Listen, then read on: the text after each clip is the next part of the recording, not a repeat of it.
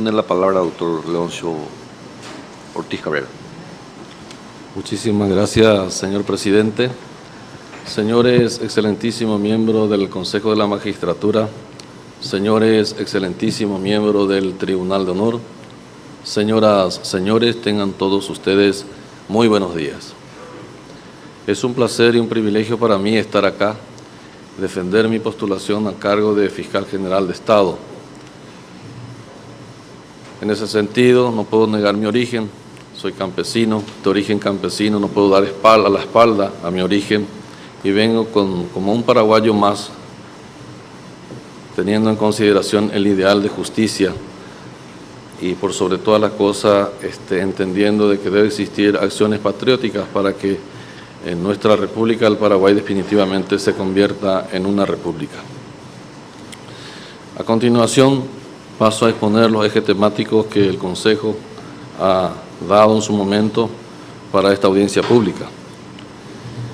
Como todos sabemos, el Estado Social de Derecho, el Paraguay, en su Constitución Nacional ha optado por este sistema de gobierno, cual es el Estado de Derecho, donde todos los ciudadanos vivimos o deberíamos vivir en igualdad en derecho y ser protegidos en nuestras garantías y derechos constitucionales y procesales. El rol del Ministerio Público en este sentido es fundamental, porque representa a la sociedad, representa ante los órganos jurisdiccionales de Estado en su demanda de justicia.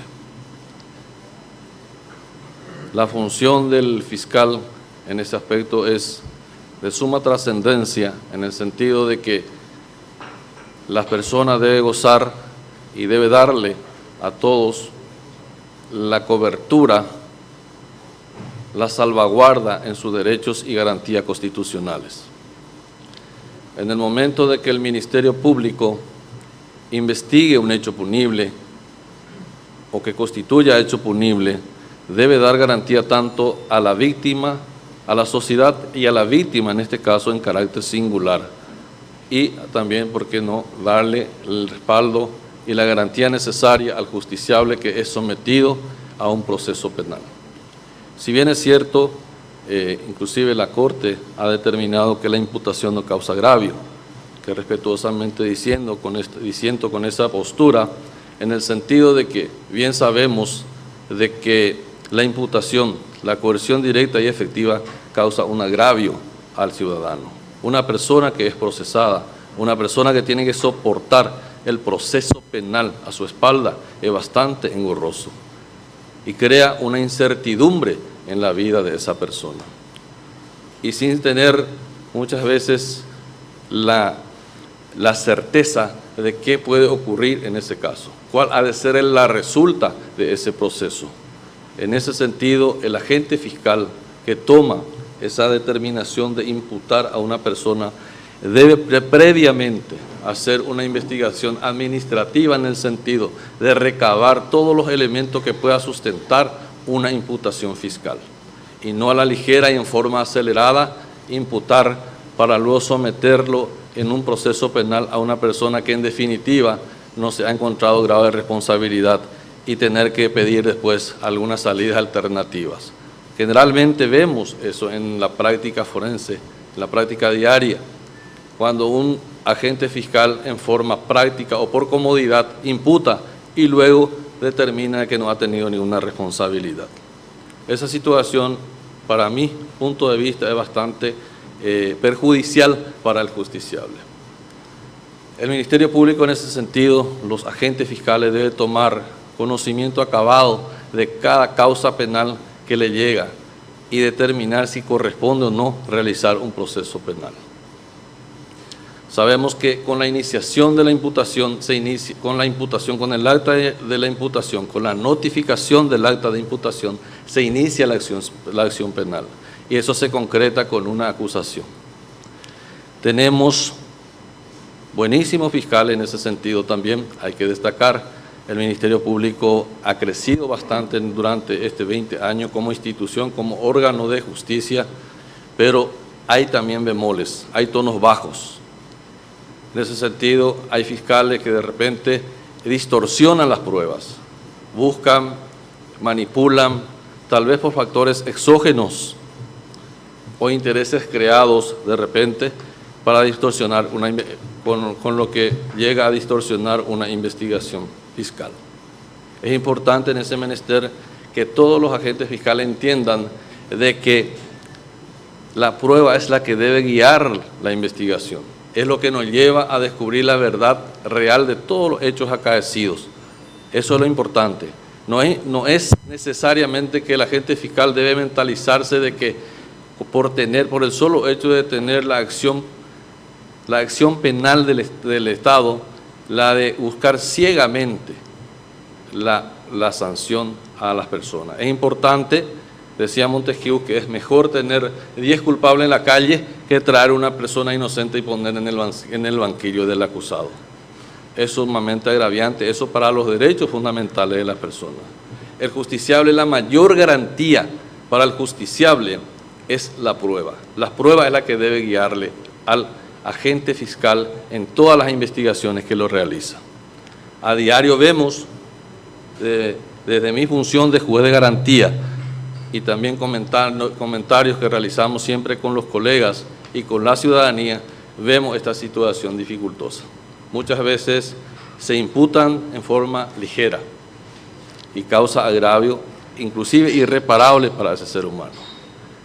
En ese sentido, el Ministerio Público cumple un rol fundamental, porque debe velar por el derecho de la sociedad, por el derecho de la víctima y, ¿por qué no?, también velar por el justiciable, ponerlo en igualdad de condiciones para que tenga un juicio justo. Eso es lo que se busca. En cuanto a la autonomía funcional y administrativa, entiendo de que el Ministerio Público tiene la facultad, la ley, la Carta Magna, la Constitución Nacional le ha dotado de esa facultad extraordinaria, ¿verdad?, la de ejercer la acción penal pública o la de ejercer la representación de la sociedad. Y en ese sentido también se le ha asignado una función que es independiente, sus actos deben ser independientes de todos factores exógenos. Nada debe inmiscuirse en el accionar del Ministerio Público. En eso consiste la autonomía funcional. No debe ser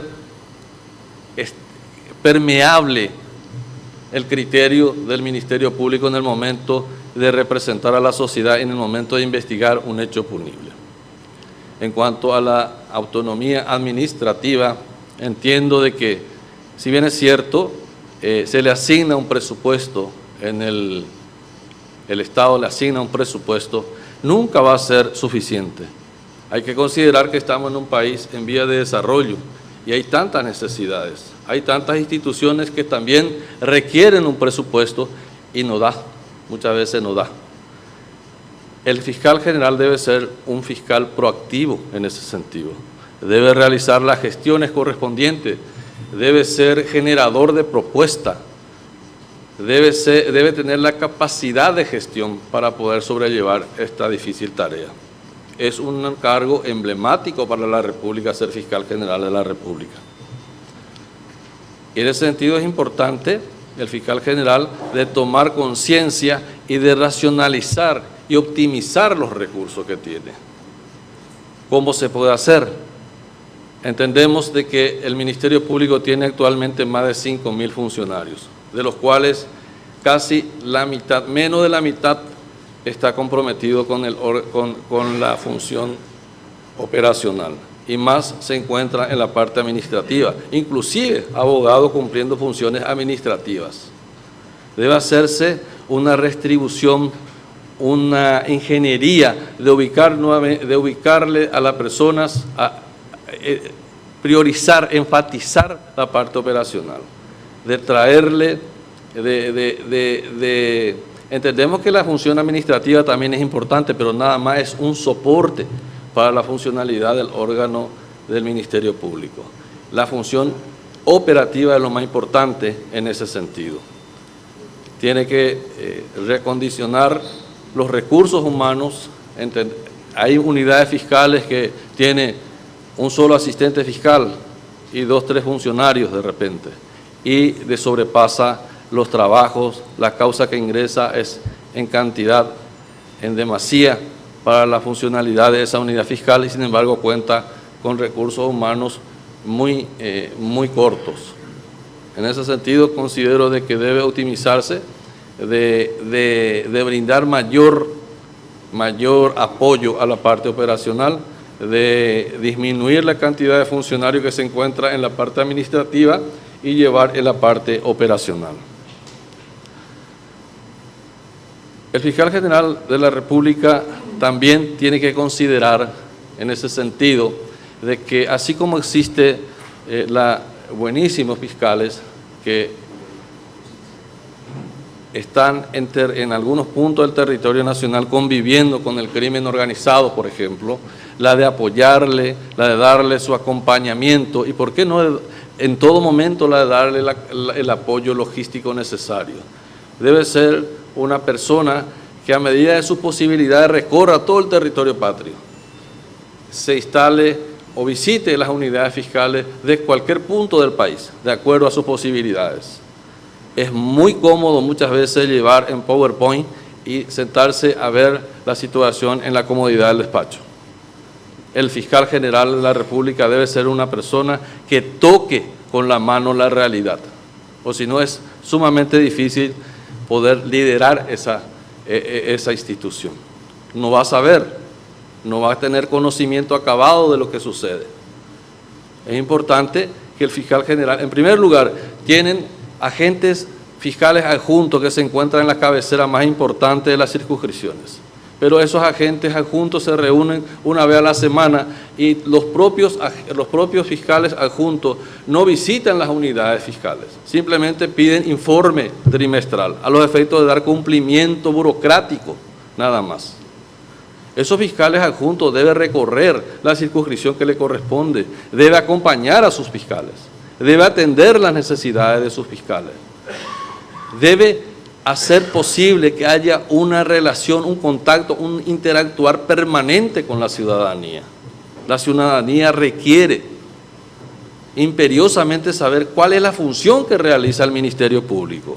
En ese sentido es importante que el fiscal general también vea la posibilidad, una posibilidad directa, una posibilidad sin mucho drama, sin mucha vuelta, sin mucha burocracia, la de que la ciudadanía entienda cuál es la función del Ministerio Público. Muchos no lo saben para qué sirve o para qué está el Ministerio Público, no lo saben. Tenemos que echar mano a la tecnología, a boletines informativas. De hecho, que para hacerle saber a la ciudadanía que existe un órgano de justicia que lo representa, en ese sentido. Porque también obviamente no podemos hacerle saber la continuidad de una causa, porque la causa en la etapa preparatoria es público pero para las partes, no es todavía para la ciudadanía. Recién cuando esa causa es elevada a juicio oral y público, ahí es donde la sociedad actúa como contralor. Antes no, pero es importante esa situación que el Ministerio Público a cargo del fiscal general realice ese tipo de actividad, se humanice más, interactúe más con la ciudadanía, inclusive de establecer agencias de denuncias y que esté a cargo de gente que realmente goce de la confianza del fiscal general y que esas denuncias, no todas las denuncias van a ser ciertas, deben ser filtradas también, y aquellos que requieren una atención precisa, que llaman la atención, verificar, auditar esa carpeta fiscal. Muchas veces ocurre una denuncia, ingresa la noticia criminis y sin embargo el agente fiscal ni siquiera se mosquea para investigar. Lo tiene en forma sine die. No es avisado, nadie sabe de lo que ha pasado de esa causa. La comunidad está expectante, está en zozobra, está en shock, porque cada hecho punible que ocurre justamente crea una rotura en la convivencia social. Y la ley penal efectivamente está para eso, para componer, para restablecer la paz social. Son situaciones que el Ministerio Público a través de su fiscal general debe considerar.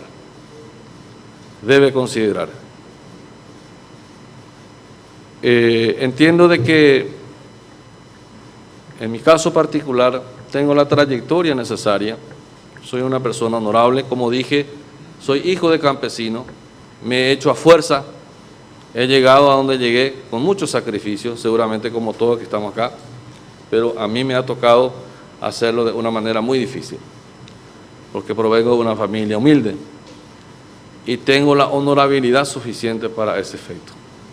Tengo la valentía, supongo que de enfrentar la situación en la forma que se venga, el coraje suficiente para realizar esta función tan emblemática como es la de ser fiscal general de la República.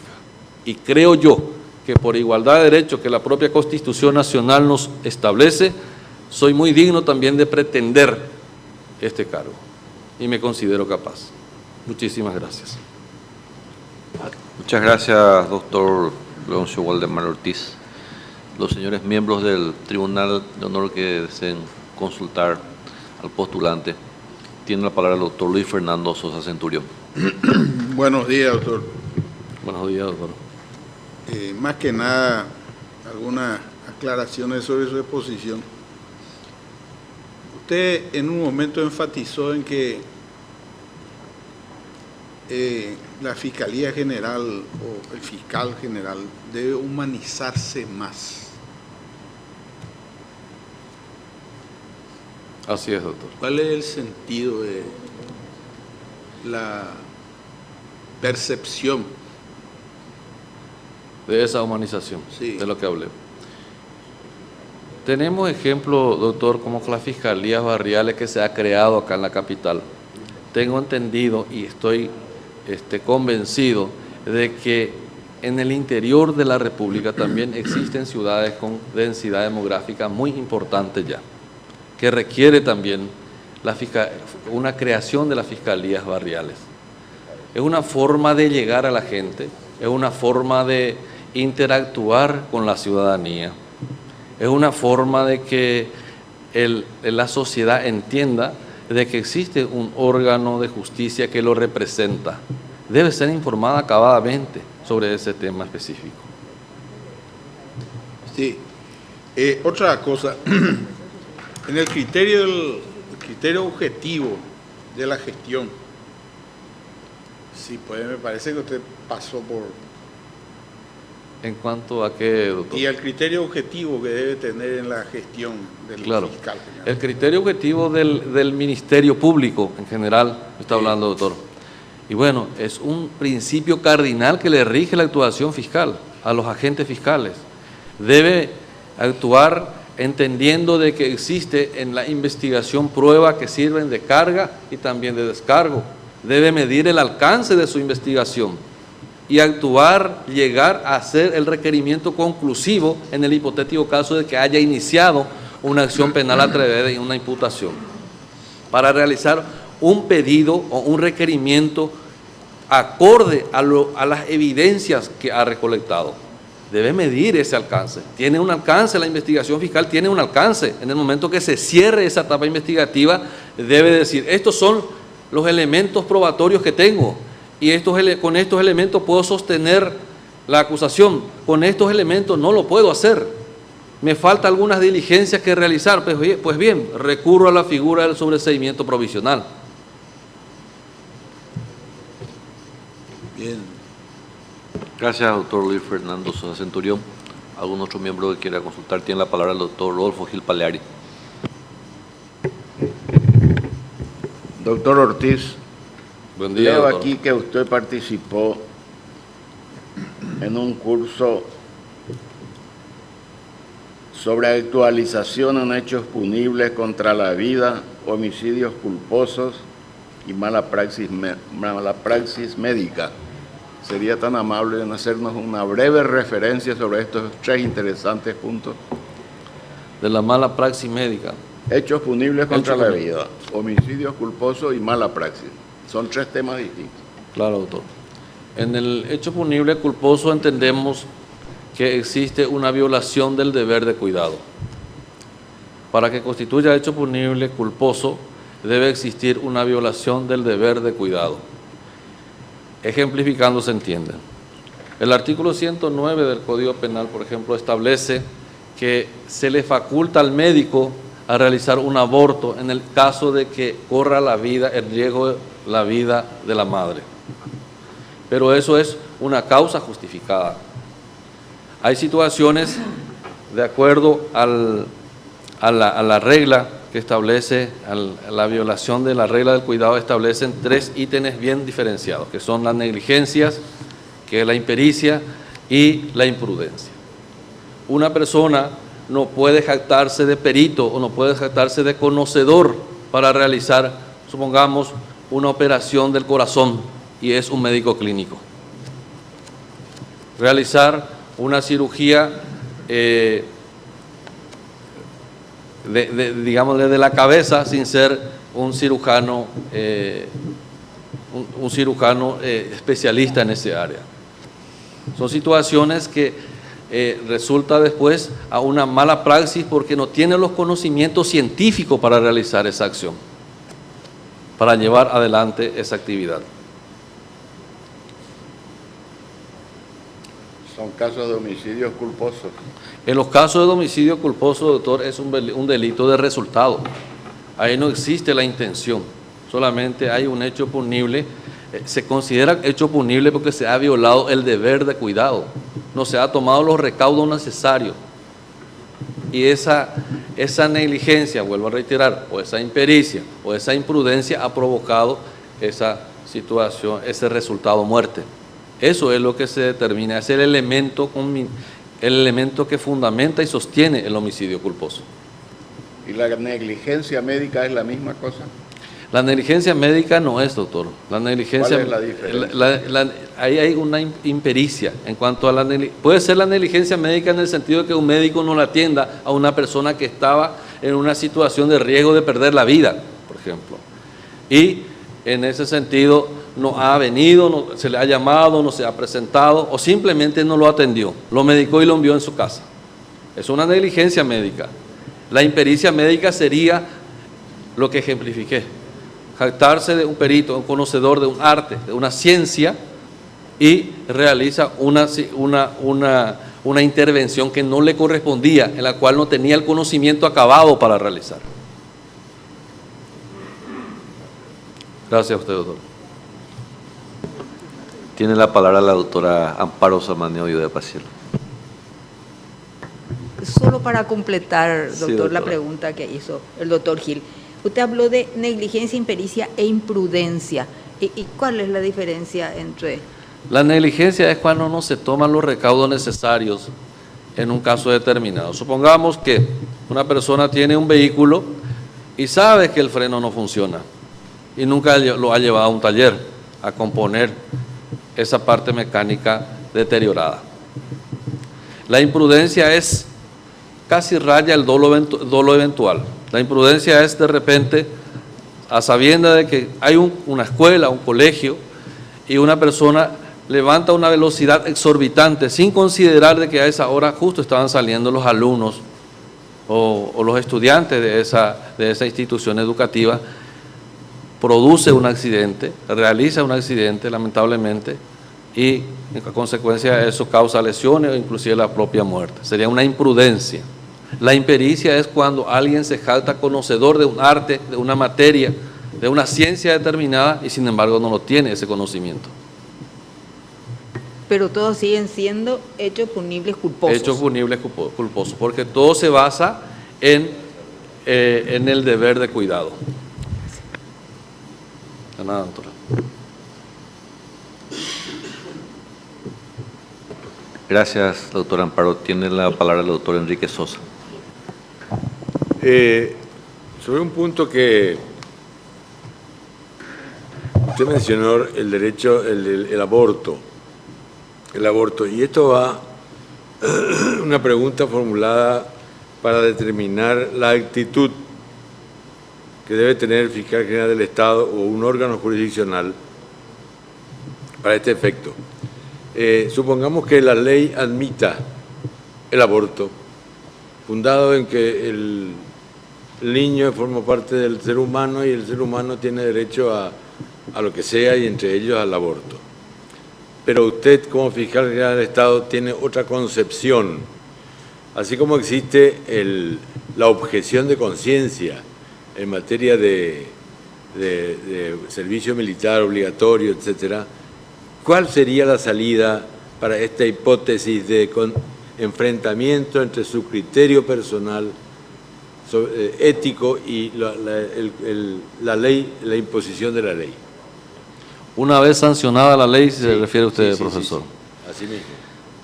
Es una situación bastante difícil en el sentido de que el fiscal general se rige por el principio de la legalidad. Y cuando es una ley sancionada, ya tiene fuerza coactiva. No puede ponderar, no puede violar la norma o no puede contradecir la norma. El criterio objetivo se basa en eso. El criterio objetivo se basa en eso. Igualmente como el principio de la imparcialidad e independencia para el juez. Van por carriles separados, pero en un momento determinado van a converger, van a encontrarse. Es una situación incómoda, porque por un lado está tu formación espiritual, tu formación moral y ética, y por el otro lado está la ley. Es una situación sumamente dificultosa para una persona que tiene una formación moral y espiritual en ese sentido. Este problema se ha repetido en varios ámbitos, no solamente referente al aborto. Está el tema del matrimonio homosexual, por ejemplo, en que se ha dado caso en Francia, en que un juez, que era el encargado de casarle a esas dos personas del mismo sexo, se negaba a hacerlo por su convicción de que iba contra natura ese tipo de uniones. Gracias. Nada, doctor. La palabra para el doctor Luis Fernando Sosa Centurión, nuevamente. Sí, doctor. Disculpe, pero entiendo que lo que el doctor Enrique Sosa Eliseche busca es conceptualizar y entender una problemática de la actitud de la Fiscalía General del Estado. La Constitución Nacional garantiza la vida. Al médico se lo educa para salvar vidas, no para cercenar vidas. Y existe la disposición terapéutica, hasta si se quiere, de la ley, estableciéndose las excepciones Claro. para ese caso. Pero no establece la ley la excepción de conciencia, en donde yo profesional pueda decir, señores, yo esta orden de aborto no la cumplo. Y la propia Constitución garantiza la vida. Y las excepciones no pueden ir contra los enunciados constitucionales. Claro. Esa es el nudo de la problemática. Porque la Constitución habla de objeción de conciencia, pero no de excepción de conciencia. La sección de conciencia es como una ley para el espíritu. No. La excepción de conciencia es la consagración máxima del derecho a la libertad que tiene el hombre. Claro. Y el derecho a la libertad no se la declama, se la vive. Pero es una forma... Si no tiene una forma de existencia, es inocua en la sociedad. Claro. Por eso incluso la tendencia, la filosofía del derecho en la actualidad va más que la seguridad jurídica, habla de la previsibilidad jurídica, va más de la consagración del derecho y habla ya de la consagración de la justicia. Sí, totalmente de acuerdo. Es lo que nos ordena y lo que nos instruye. Y de lo que Ahora, el ¿qué ser humano... haría un fiscal general del Estado en ese caso? Y forma parte, o sea, que forma parte de la propia dignidad humana cuando se aplica la conciencia moral en ese sentido. Entiendo. Más que doctor. la conciencia moral, es la existencia propia que hace a la vida. La moral es una característica de conducta. Bueno, gracias. De nada, doctor. Muchas gracias, doctor Luis Fernando Centurión. Tiene la palabra el doctor Damián Pérez Ascona. Gracias. Usted señaló una práctica constante con respecto a la recepción de denuncia, recepción de informes policiales que da lugar a una investigación y después se paraliza o por falta de cooperación del propio peticionante y en cambio ya se abre la imputación y no existe el resorte para recurrir la imputación. ¿Qué propuesta tendría para que la Fiscalía pueda tener una valla de contención, no exponerse al criterio publicado, porque no digo que sea público, sino la publicación que determina la calificación ante el público? Dice, el fiscal recibió hace tanto tiempo y no hace. Y el fiscal recibió tanto tiempo y no puede. ¿Qué propuesta tendría para una modificación, adaptación, revisión del Código Procesal? Sería interesante, doctor, gracias por la pregunta. Sería interesante, doctor, en ese sentido, que el Código también establezca un límite para que el Ministerio Público decida sobre la denuncia planteada en algún determinado, o en su oportunidad. Es un plazo que está dentro de las garantías también de los plazos razonables. Hay una denuncia y esa denuncia, por el principio de irretractabilidad, tiene que ser alguna vez darle una salida. El fiscal también en nuestro código establece algunas posibilidades, algunos procedimientos en ese sentido. Supongamos que el fiscal no pudo individualizar al autor de ese hecho punible o los supuestos autores de ese hecho punible. El fiscal dicta 2 resoluciones en la etapa preparativa. Las 2 resoluciones es la orden de detención y el archivo. Y puede dictar un archivamiento. Eso no implica agravio alguno, simplemente está investigando hasta tanto encuentre los elementos suficientes para darle una salida a ese proceso, a esa denuncia formulada en su oportunidad. Pero sí estoy de acuerdo con usted, doctor, de que debe poner límite, debe establecer un límite a los efectos de que ese fiscal pueda actuar conforme a esa ley, conforme a ese límite, perdón. Sí, me permite. Sí, doctor. Porque existe paralela figura, la instancia de parte que retira la instancia y se extingue la acción penal. En cambio, una denuncia por un hecho de acción pública, si existe un acuerdo posterior entre víctima y victimario, ¿por qué no se le otorgaría también la misma flexibilidad para retirar y facilitar a la Fiscalía la extinción de la acción? Totalmente de acuerdo, doctor, en ese sentido. Okay. También comparto esa idea, porque en definitiva cuando se hace, hay hecho punible que es a instancia de parte, donde se dice vulgarmente, se le da la llave de acción al Ministerio Público para que éste lo represente a la víctima, al damnificado en este caso. Y hay hecho punible donde el Ministerio Público actúa por un principio de oficiosidad. Pero bien, la víctima, el damnificado, va y menciona de que ya no tiene interés que prosiga ese proceso penal. Entonces sería un capricho, para mi punto de vista, usted me pide mi punto de vista, para mi punto de vista es ya prácticamente una situación veleidosa, inclusive caprichosa, ¿verdad?, de la ley para proseguir con ese tipo de acción. Gracias. Gracias a usted, doctor.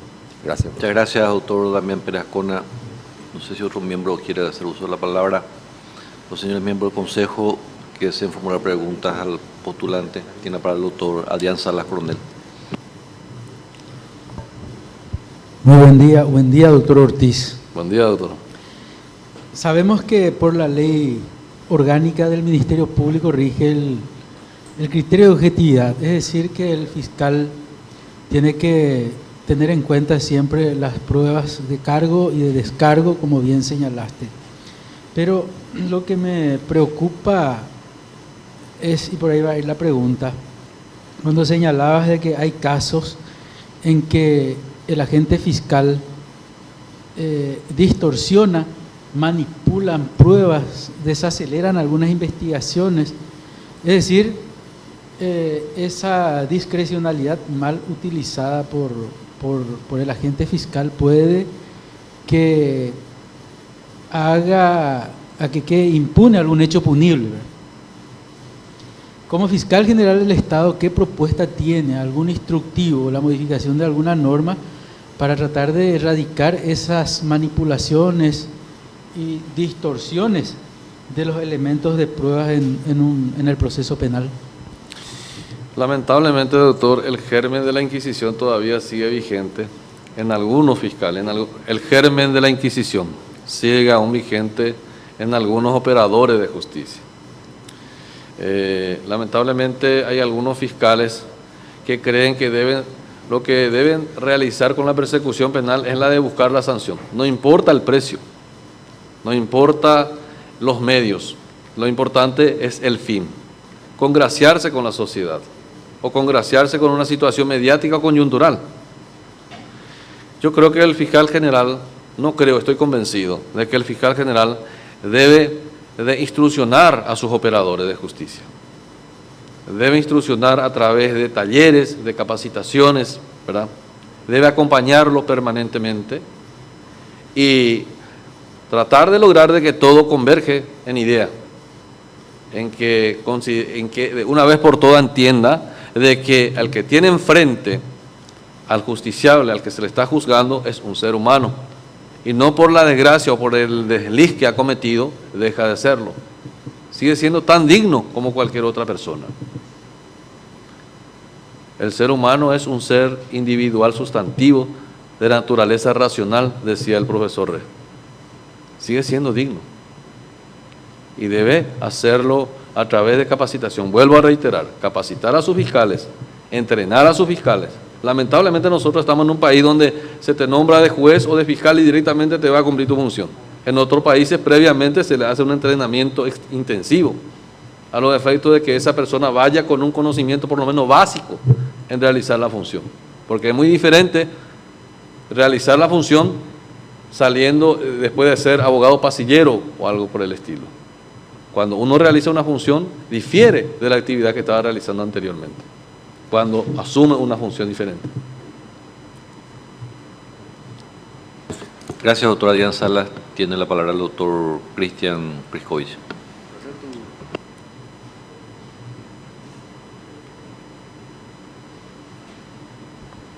Buenos días, doctor. Buen día, doctor. Usted habló de que el Ministerio Público no debe ser permeable dentro de las investigaciones. Y acá se habló mucho de la influencia política, de la injerencia política, pero en la mayoría de los casos los problemas se dan entre particulares, el procesado, y ahí se da una permeabilidad que no es tan notoria como la influencia política. ¿Cómo combatirías puntualmente la corrupción interna del Ministerio Público? O al menos esa percepción que hay. Y la permeabilidad siempre tiene su causal, ¿verdad? Siempre hay intereses creados de factores o de grupos de poderes fácticos en un determinado momento que manipula inclusive a la agente fiscal. Entiendo la pregunta en ese sentido.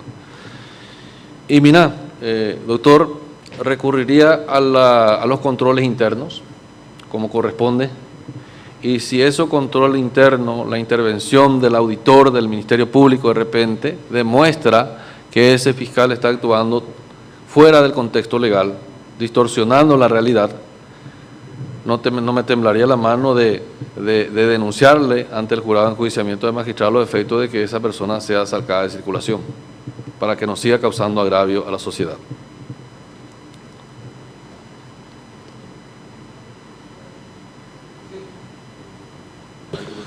Muchas gracias, doctor Cristian Priscovich. Tiene la palabra el doctor Carlos Robles Carrera.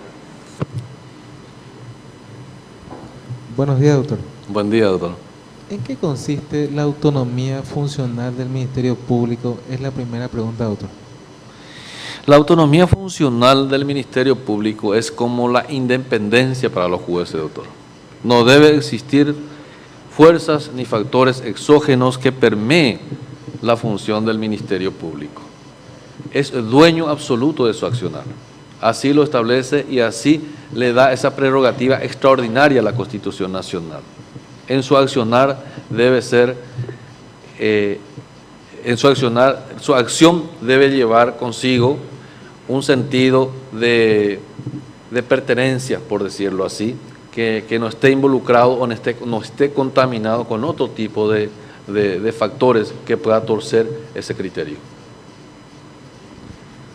¿Y cuáles son las características que tiene la autonomía funcional del Ministerio Público conforme a su ley orgánica, doctor?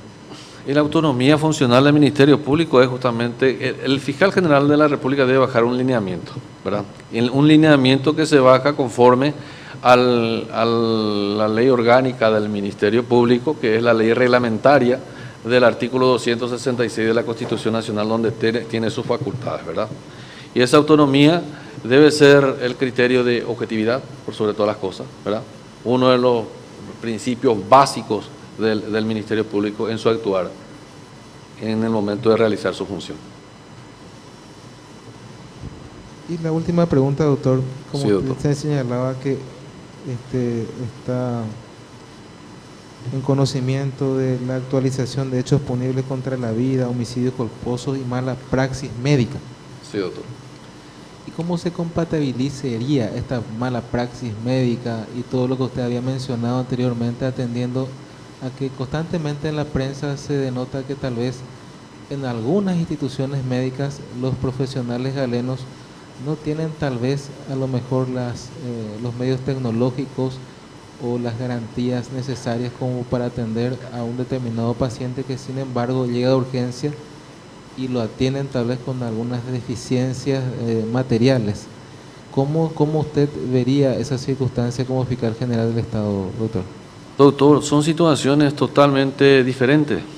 Cuando eso es nuestra cotidianidad. En cuanto a lo que se refiere a salud, estamos carentes, en una situación súper precaria. El médico ha realizado un juramento hipocrático de salvar vida. Y si no cuenta con los elementos necesarios, pues debe rebuscarse, debe hacer cualquier cosa en el sentido de cumplir con ese juramento que lo ha realizado. No cabe ninguna duda en eso, doctor.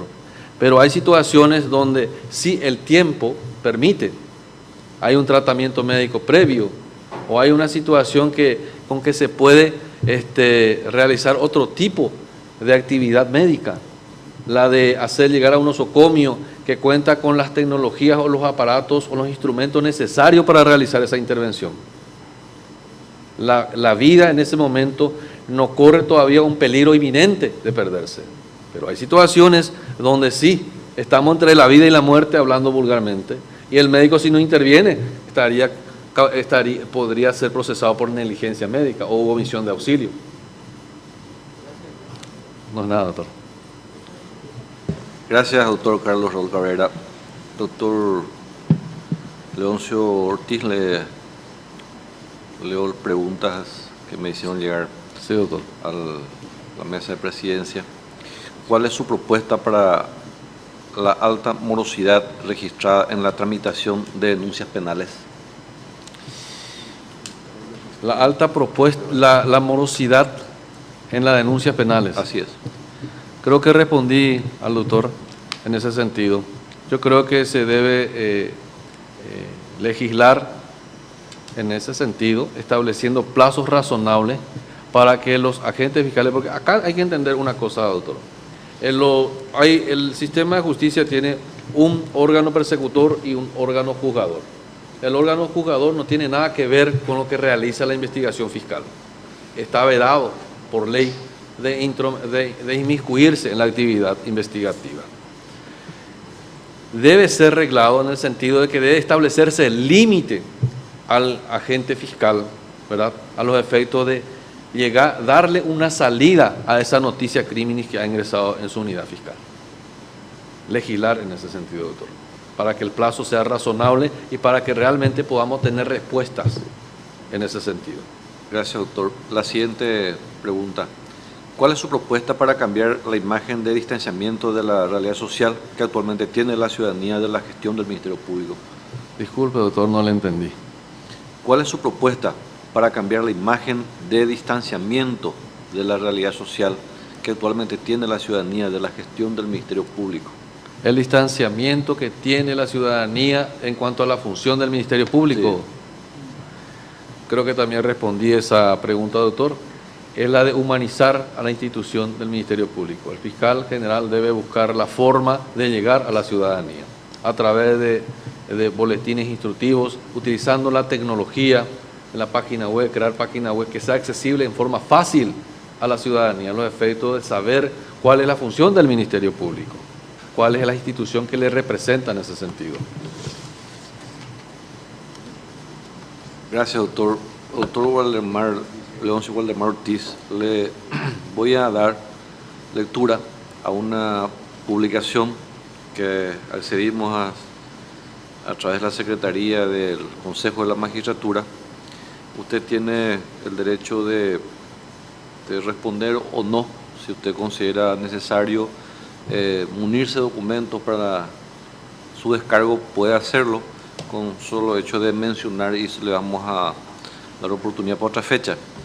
La publicación hace referencia a un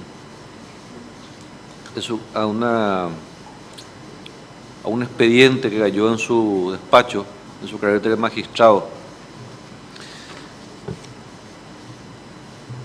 Habla sobre la investigación contra el ex intendente de Yutí, Edgar Hualco Araujo, que ha sido investigado por un perjuicio superior a los 4.000 millones en contra de la comuna. Y le hago la parte de resumen, dice: según la comunidad de Yutí, los yuteños, el magistrado Ortiz actúa en forma parcial favoreciendo al procesado, siguiendo directiva de políticos colorados de la zona.